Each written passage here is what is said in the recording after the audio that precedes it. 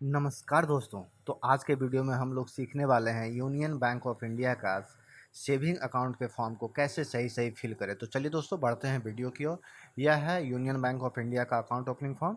चलिए, तो दोस्तों सबसे पहला, हालांकि ये पार्ट होता है सिर्फ ऑफिस यूज के लिए, तो आपको इसे नहीं भरना है, मगर आप डेट भर दें। डेट हमेशा करंट डेट भरें जिस डेट में आप ब्रांच विजिट कर रहे हैं, ठीक है। एंड ब्रांच का नाम, जिस ब्रांच में आप गए हैं खाता खुलवाने के लिए। एंड ऑब्वियसली आप न्यू अकाउंट खुलवाएंगे तो न्यू अकाउंट पे कर दीजिए, न्यू अकाउंट पे टिक कर दीजिए, और अकाउंट टाइप नॉर्मल पे टिक कर दीजिएगा। अब यहाँ पे जो आपका सेक्शन ए है, यहाँ पे कुछ आपके पर्सनल डिटेल्स भरे जाएंगे। चलिए देख लेते हैं वो क्या होता है। तो name same as ID proof, मतलब आपके आधार कार्ड और पैन कार्ड पे जो नाम अंकित है उसी नाम को आप यहाँ पे लिखें, और जो नाम जैसे लिखा हुआ, जिस स्पेलिंग में लिखा हुआ, जिस अक्षर में लिखा हुआ, वही अक्षर आप लिखेंगे। अपने तरफ से एक्स्ट्रा कुछ मत ऐड करिएगा, ठीक है। तो मेरे केस में यह नाम है, और आप ध्यान दीजिएगा तो यहाँ नीचे में इन्होंने रखा है लास्ट नेम का ऑप्शन। तो आपको नीचे में अपना लास्ट नेम, मतलब जैसे आपका नाम राजीव कुमार हुआ तो राजीव पहले आएगा, कुमार बाद में हुआ। अगर आपका नाम राजीव मोहन कुमार हुआ तो राजीव आएगा, फिर यहाँ पे मोहन आएगा, और यहाँ पे कुमार आएगा। चलिए, एंड मैडम नेम आपको ये कुछ नहीं करना है, ये ब्लैंक रहेगा दोस्तों। आपका जो डेट ऑफ बर्थ है एज पर केवाईसी, मतलब आधार कार्ड पैन कार्ड के अनुसार जो भी आप डेट ऑफ बर्थ रखना चाहते हैं आप यहाँ पे उसे लिख दें। आपकी जो जेंडर है वह क्लिक कर दें। जेंडर में यहाँ पे आप देख सकते हैं मेल फीमेल थर्ड जेंडर, तो जो भी है जो अप्रोप्रिएट लगता है उस पर आप टिक कर दें। मार्टियल स्टेटस, अगर आप शादीशुदा हैं तो मैरिड पे टिक करें, अन्यथा अनमैरिड है तो अनमैरिड पे टिक करें। और ये सब बाकी जैसे रहेगा। देखिए, आप चाहे तो मैरिड अनमैरिड पर ना टिक करके आप सिंगल पे भी टिक कर सकते हैं। जो भी आपको अप्रोप्रिएट लगे आप उस पर टिक कर दीजिए।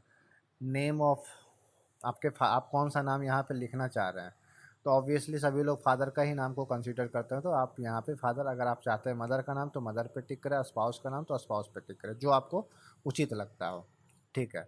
एंड यहाँ पे आप उनका नाम लिख दें।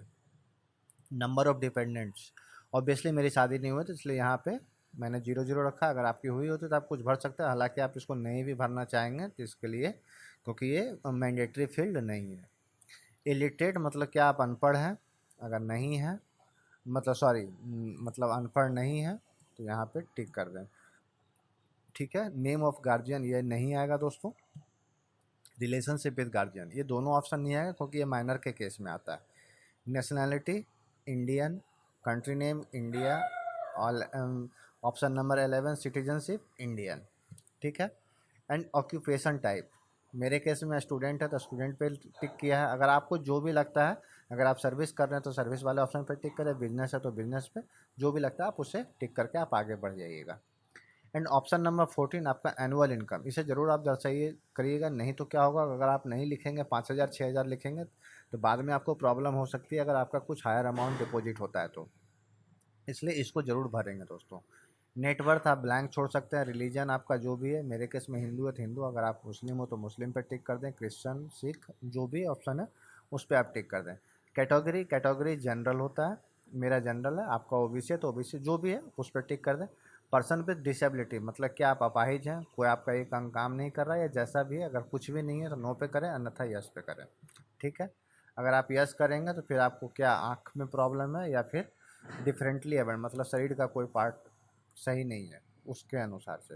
एंड 19 नंबर कहता है आपका एजुकेशनल क्वालिफिकेशन के बारे में, तो जो भी आप अप्रोप्रिएट है आप वो कर दीजिए। अगर कोई महिला मित्र हमारी इस वीडियो को देख रही हैं तो वो, तो सॉरी, महिला मित्र देख रहे हैं चाहे जो भी देख रही हो, जो भी एजुकेशनल क्वालिफिकेशन है वो कर दें। अगर आप पढ़े लिखे नहीं हैं तो ये इलिटरेट पे कर दीजिए, अन्यथा नन पे कर दीजिए, जो भी आपको अप्रोप्रिएट लगता है। एंड इसको जरूर देंगे। अगर इस पे को आप करना भूल जाएंगे तो आपको अलग से 2 पन्ने का फॉर्म भरना पड़ेगा दोस्तों। 21 number option, country of tax residence in India only, obviously सिर्फ इंडिया के हैं तो इसलिए इंडिया का हुआ।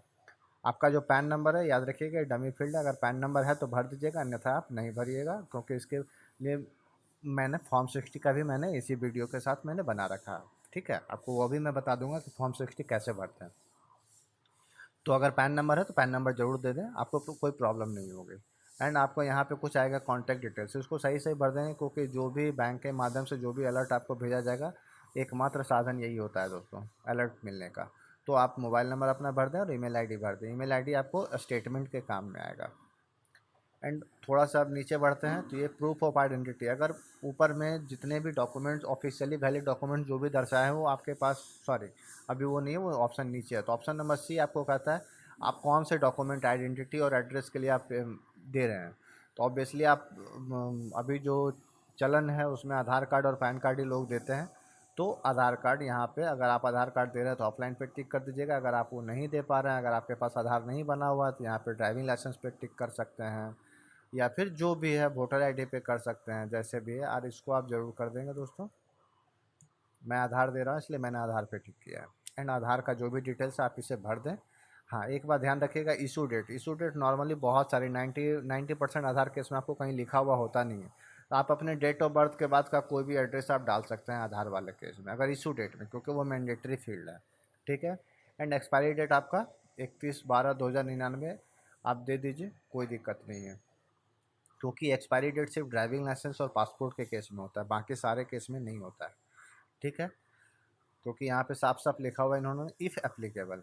चलिए अब थोड़ा नीचे आते हैं तो एड्रेस डिटेल्स, एड्रेस डिटेल्स हो जाता है दोस्तों। यहाँ पे आप कौन सा एड्रेस, आपका जो बैंक में जो आप अकाउंट में जो आपका एड्रेस स्टोर्ड होगा वो कौन सा होगा। तो ऑब्वियसली परमानेंट और करंट होता है। परमानेंट होता है जहाँ पे आप पले बड़े हैं, जहाँ पे हमेशा वो एड्रेस मतलब चेंज नहीं हो सकता। और करंट होता है अगर आप नौकरी पेशा में हैं तो वर्तमान एड्रेस हो जाता है, जिसको कि करंट एड्रेस कहते हैं। तो मेरे केस में दोनों सेम है, इसलिए मैंने करंट पे टिक किया, परमानेंट पे टिक किया, और मेरा रेसिडेंशियल एड्रेस में दे रहा हूँ तो इसलिए रेसिडेंशियल एड्रेस है।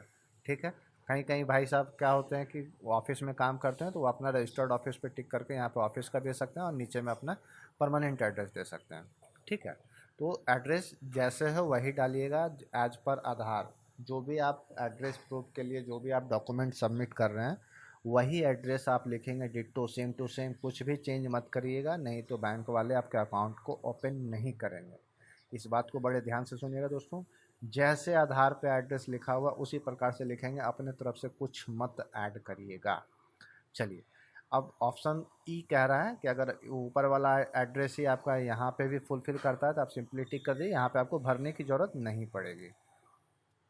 देखिए आपको जब फॉर्म मिलेगा भरने के लिए तो आप खुद इस पर एन मत लिख दीजिएगा ऑप्शन नंबर एफ को, क्योंकि ये क्या है, if the officially valid document does not contain current address, मतलब जो जैसे आप जहाँ पे रह रहे हैं वो अगर एड्रेस प्रूफ नहीं होता है, मान लीजिए आपके आधार पे, जैसे मान लीजिए आप, आपका बेसिक आप मूल निवासी हुए दिल्ली का, आप किसी काम से वेस्ट बंगाल आए, नौकरी करते हैं, तो वेस्ट बंगाल में तो आपका वहाँ का आधार वगैरह कुछ नहीं होगा वेस्ट बंगाल का। तो उस केस में आप क्या करोगे, तो जहाँ लैंडलॉर्ड, जिस लैंडलॉर्ड के यहाँ आप रह रहे हो उसी का आप ये 3 चीज़ आप दे सकते हो, यूटिलिटी बिल दे सकते हो, या फिर प्रॉपर्टी ऑफ म्यूनिसिपल टैक्स का पे कर सकते हो, नहीं तो आप उनका जिसके नाम से वो मकान रजिस्टर्ड है आप उनका आधार कार्ड पे भी एक सेल्फ डिक्लेरेशन दे सकते हो।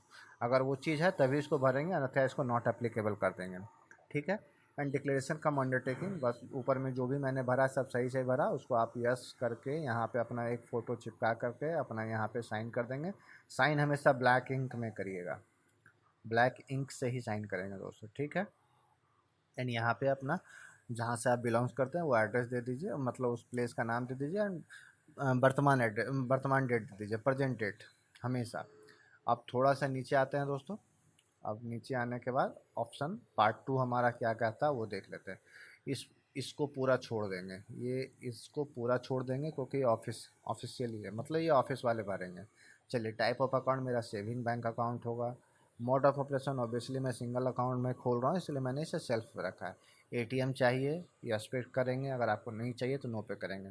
एटीएम पे कार्ड के ऊपर में नाम क्या चाहिए, राजीव कुमार। अगर आपको नहीं लगता है कि आपका जो नाम है, मान लीजिए अवधेश कुमार है या कुछ भी है, राजीव मोहन है, तो आपको लगता है कि नहीं मेरे जो डेबिट कार्ड पे जो मेरा नाम आया वो मोहन राजीव आया है, तो आप यहाँ पे वो कर सकते हैं, जैसे भी आपको लगेगा। अब मतलब वही आपको पर्सनलाइज डेबिट कार्ड आपको उसी तरह से बन करके आएगा।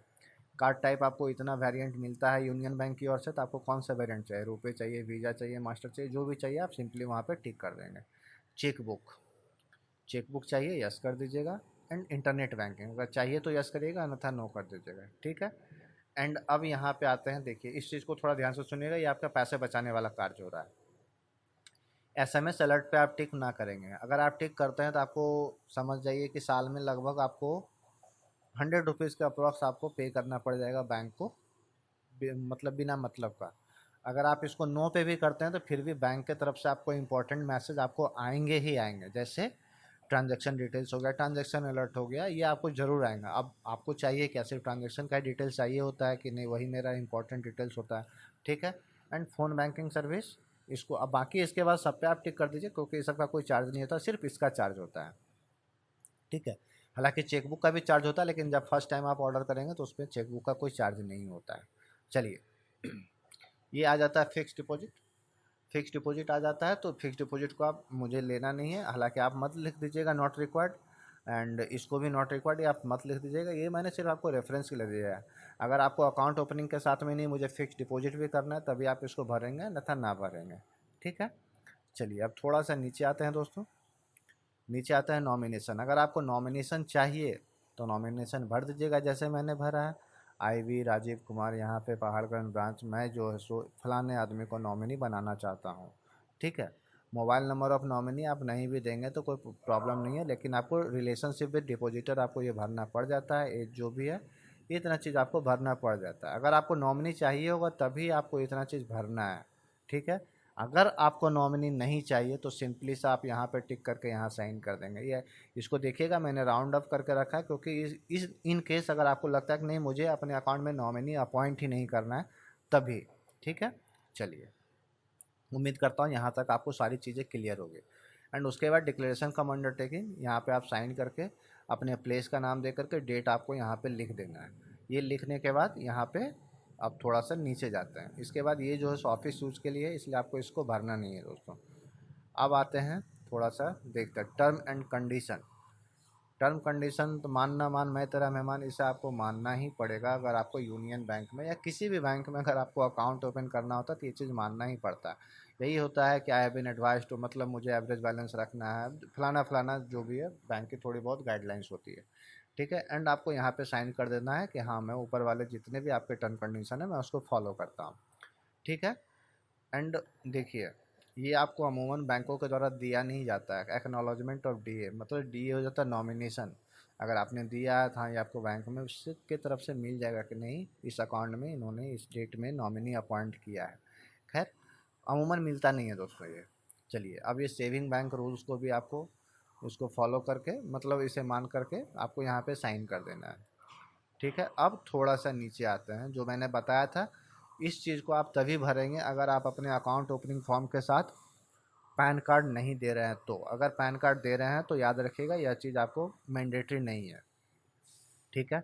मैं मान करके चल रहा हूँ कि आप पैन कार्ड नहीं दे रहे हैं, तो नहीं दे रहे हैं तो उस केस में क्या होगा, चलिए आपका यहाँ पे नाम दे दीजिए, आपका डेट ऑफ बर्थ दे दीजिए जो आपका है, ठीक है। आपके फादर का नाम दे दीजिए, फ्लैट नंबर, फ्लोर नंबर अगर कुछ है तो दीजिएगा, अन्यथा इसे इंटेंशनली आप की मतलब ब्लैंक छोड़ सकते हैं। नेम ऑफ प्रीमाइसेस अमूमन फादर का नाम होता है, क्योंकि घर अमूमन उन्हीं के नाम से बना होता है। नहीं तो अगर कई कई लोग होते हैं घर पे फ्रंट पे कुछ नाम लिखवाते हैं तो अपना वह भी आप दे सकते हैं, ठीक है।